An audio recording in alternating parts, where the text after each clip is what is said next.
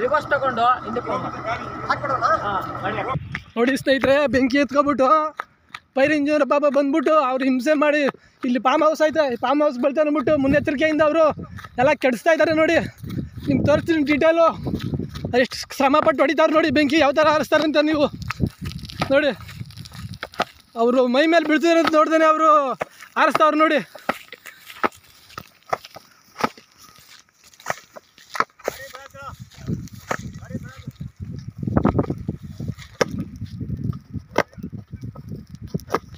ಯಾರೋ ಕಿಡಿಗೇಡಿಗಳು ಬೆಂಕಿ ಇಕ್ಬಿಟ್ಟವ್ರೆ.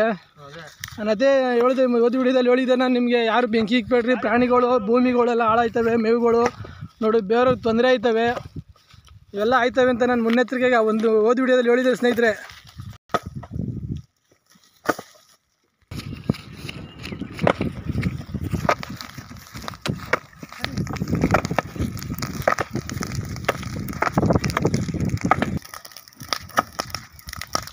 ಬೆಂಕಿ ಕೆಡಿಸೋದು ಎಷ್ಟು ಸುಲಭ ಅನ್ಕೊಂಡು ಪ್ರಾಣ ಎಕ್ಕಿಸ್ತಾ ಕೆಡಿಸ್ತಾವ್ರು ಲೆಕ್ಕ ಹಾಕೊಳ್ಳಿ. ಇದು ಎಷ್ಟು ಅಬೆ ಹೊಡಿತು ಮನುಷ್ಯನಿಗೆ ಅಂತ ಒಂಚೂರು ಬೇರೆ ನಾವೇ ಅಯ್ಯಪ್ಪ ಅಂತೀವಿ.